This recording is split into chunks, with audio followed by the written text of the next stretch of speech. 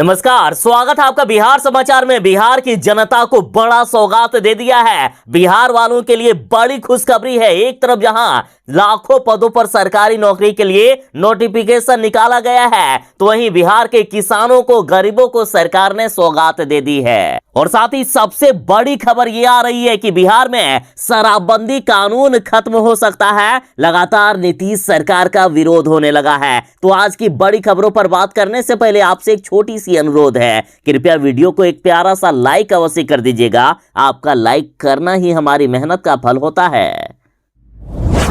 बिहार में नौकरी देने की शुरुआत हो गई है। तेजस्वी यादव ने जो 10 लाख सरकारी नौकरी देने का वादा किया है, तो उसकी पहली सीढ़ी शुरू हो गई। देखिए, सरकार ने 10,101 पदों पर सरकारी नौकरी के लिए नोटिफिकेशन निकाल दिया है। अब आप आवेदन कर सकते हैं। और जल्द ही स्वास्थ्य विभाग में 1.5 लाख पदों पर नौकरी के लिए नोटिफिकेशन निकलेगा। साथ ही 7वें चरण की शिक्षक बहाली प्रक्रिया जल्द ही शुरू होगी। तो वहीं जल्द ही बिहार सरकार पुलिस विभाग में लगभग 1 लाख सरकारी नौकरी निकालेगी। फिलहाल बड़ी खबर है कि बिहार सरकार ने राजस्व एवं भूमि सुधार विभाग के अंतर्गत बंदोबस्त पदाधिकारी कानूनगो और अमीन और लिपिक के कुल 10,101 पदों पर भर्ती की प्रक्रिया शुरू कर दिए हैं। और सबसे बड़ी बात है कि इसमें अमीन के 8,244 पदों पर बहाली होगी। तो वहीं एसएसओ के 355 पद, कानूनगो के 758 पद और क्लर्क के 744 पदों के लिए आवेदन मांगे गए हैं।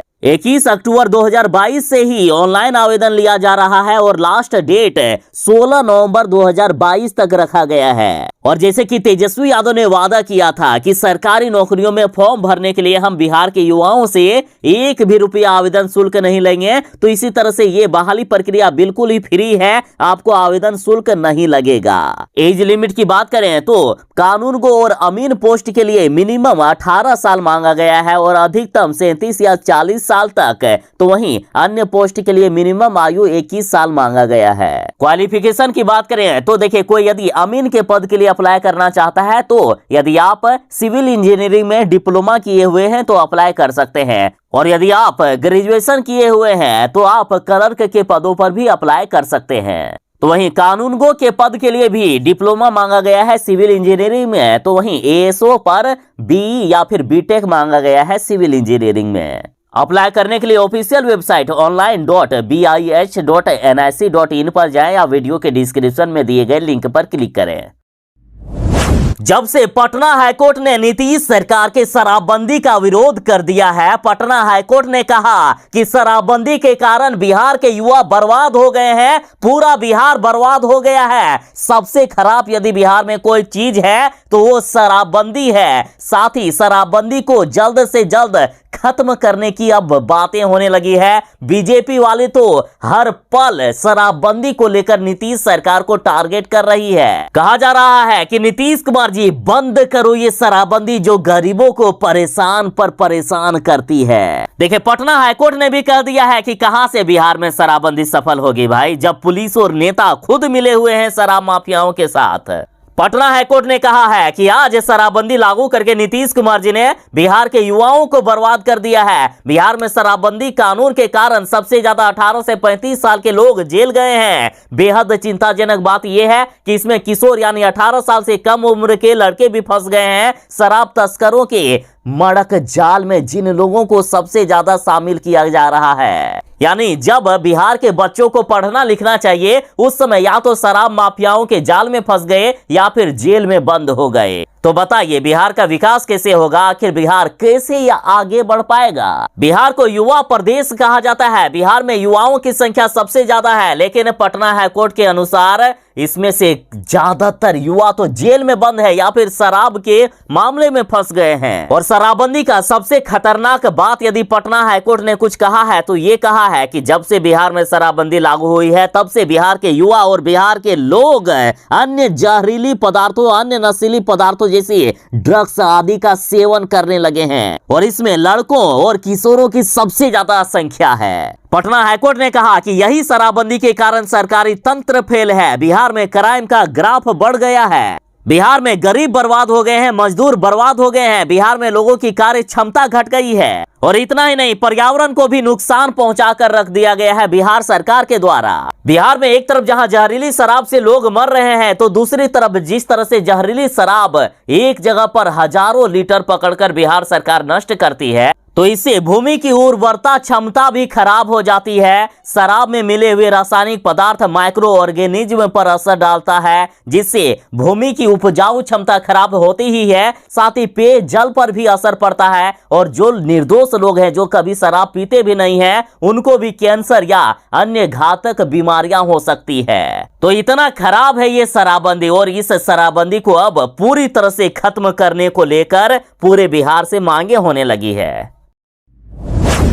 आखिर कुर्सी के लिए कितनी कुर्बानी देंगे ये लोग? देखिए, तेजस्वी यादव के सामने ही नीतीश कुमार जी ने लालू राबड़ी राज की दुर्दशा की याद दिला दी, लेकिन बेचारे तेजस्वी यादव खामोश बैठे रहे। प्रशांत किशोर ने कुछ दिन पहले ही ऐलान किए हैं कि नीतीश कुमार जी फिर से पलटी मारेंगे और बीजेपी के साथ आएंगे। और देखिए, इधर बड़ी खबर आ रही है कि फिर से तेजस्वी यादव को बदनामी सहनी पड़ी। नीतीश कुमार के लिए अपनी पार्टी के नेता सुधाकर सिंह से लेकर जगदानंद सिंह को कुर्बान कर चुके तेजस्वी यादव आखिर कितनी कुर्बानी और देंगे? पटना में उस वक्त तेजस्वी यादव का चेहरा देखने लायक था, जब उनके सामने ही नीतीश कुमार लालू राबड़ी के शासनकाल को कोस रहे थे। देखिए, बीते दिन स्वास्थ्य विभाग के कार्यक्रम में जब नियुक्ति पत्र बांटा जा रहा था, उस समय मंच पर तेजस्वी यादव के सामने ही नीतीश कुमार जी ने 2005 से पहले के बिहार यानी लालू राबड़ी के राज वाले दौर की बात करके लालू राबड़ी राज की याद दिला दी। मुख्यमंत्री नीतीश कुमार जी बोले कि आप लोग याद करिए 2005 के पहले, यानी जब लालू और राबड़ी राज करते थे, उस समय शाम होते ही बाजार बंद हो जाते थे। याद करिए, पटना में भी यही हाल था, कोई दुकान खुली नहीं रहती थी डर से। साथ ही मुख्यमंत्री नीतीश कुमार जी ने महिलाओं को दिखाकर कहा कि इतनी महिलाएं कहीं जा पाती थी क्या? मुख्यमंत्री नीतीश कुमार जी ने मीडिया को भी कहा कि कम से कम पुराने बात को भी याद करिए, पहले क्या बुरा हाल था और अब कितना विकास हो रहा है बिहार का। बिहार के किसानों के साथ सरकारी कर्मचारियों को सरकार ने त्योहारों का उपहार दे दिया है। देखिए, वैसे हमने इन सबों पर बात कर ली है, फिर भी आपको एक बार बता देता हूं कि बिहार के 80 लाख किसानों को सरकार ने गिफ्ट दिया है। पीएम किसान सम्मान निधि की राशि 12वीं किस्त की राशि किसानों के खाते में भेज दी गई है। जो किसान पीएम सम्मान किसान निधि योजना में रजिस्टर हैं, उनके खाते में 2-2 हजार रुपए आ गए होंगे। आप अपने खाते को जरूर ही चेक कर लीजिएगा। साथ ही बिहार के सरकारी कर्मचारियों को सरकार ने दोगुनी खुशी दे दी है। वेतन के साथ ही बढ़ा हुआ डीए दिया गया। देखिए, बिहार सरकार के सरकारी कर्मचारियों को बिहार सरकार वेतन दे रही है। अक्टूबर माह का वेतन उनके खाते में भेज दिया गया है। 20 अक्टूबर से ही वेतन भेजने का कार्य शुरू हो गया है। कई सरकारी कर्मचारियों को वेतन मिल गया है और जिनको अभी तक नहीं मिला है उनको भी मिल जाएगा। आप भी अपने खाते को जरूर ही चेक कर लीजिएगा। और साथ ही बड़ी खबर यह है कि वित्त विभाग ने बढ़ी हुई महंगाई भत्ते को अक्टूबर की सैलरी में ही जोड़कर देने का फैसला किया है। बिहार में शराबबंदी की पोल खुल गई है। किस तरह से शराब का धंधा बिहार में होता है शराबबंदी के बावजूद, इसका खुलासा आरसीपी सिंह ने कर दिया है। दरअसल आरसीपी सिंह ने कहा है कि नीतीश कुमार के करीबी करते हैं रंगीन जल का सेवन।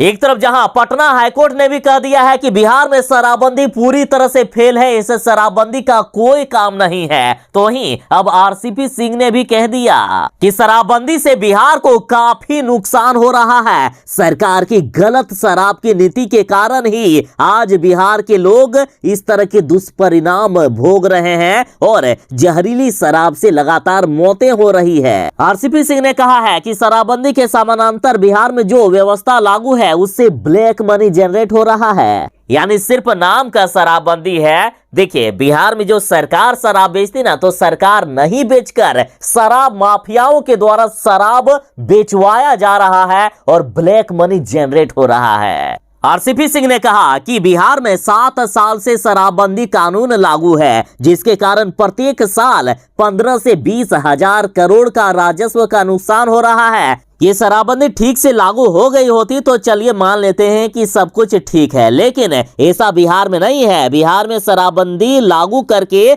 जहरीली शराब बेचवाया जा रहा है। बिहार में समानांतर एक व्यवस्था खड़ी हो गई है। जो पैसा सरकार के हाथों में आना चाहिए वो आज गलत लोगों के हाथों में जा रहा है। जिनके पास पहले साइकिल नहीं थी वो आज फॉर्च्यूनर में घूम रहे हैं। आरसीपी सिंह ने कहा कि अब तो हाईकोर्ट ने भी कह दिया कि बिहार में शराबबंदी के कारण बड़ी संख्या में लोग दूसरे नशे की चीजों का इस्तेमाल कर रहे हैं। आरसीपी सिंह ने यहां तक कहा कि नीतीश कुमार के साथ बैठने वाले भी जब बाहर जाते हैं ना तो वो भी रंगीन पानी का सेवन करते हैं। साथ ही गिरिराज सिंह ने कहा है कि बिहार में शराबबंदी के बाद यदि सबसे ज्यादा किसी को फायदा हुआ है तो वो नीतीश कुमार और उनकी पार्टी जदयू को हुआ है। गिरिराज सिंह ने कहा कि अरे तो जदयू की पूरी पार्टी शराबबंदी से ही चल रही है। यदि बिहार में शराबबंदी कानून खत्म हुआ तो जदयू का अस्तित्व ही समाप्त हो जाएगा। इन्होंने कहा कि नीतीश कुमार जी काहेला बिहार में शराबबंदी को खत्म करेंगे और कैसे करेंगे, उनकी पूरी पार्टी तो शराबबंदी के कारण ही चल रही है। बिहार में शराब माफियाओं को छूट दे रखी गई है कि आप शराब बेचो और उससे कमीशन के रूप में जदयू को प्राप्त होता है। इन्होंने कहा शराबबंदी के बाद बिहार सरकार को मिलने वाला सारा राजस्व शराब माफिया को जाता है और इस राजस्व का इस्तेमाल जदयू अपनी पार्टी को जिंदा रखने के लिए करती है। तो चारों तरफ से अब बिहार में शराबबंदी को खत्म करने की मांग हो रही है। मुख्यमंत्री नीतीश कुमार जी ने बिहार को बड़ी सौगात दे दी है। मुख्यमंत्री जी ने 24 योजनाओं का किया लोकार्पण। बक्सर और बेगूसराय में बनेगा मेडिकल कॉलेज। तो वहीं तेजस्वी यादव ने कहा है कि बिहार है प्रगति पथ पर।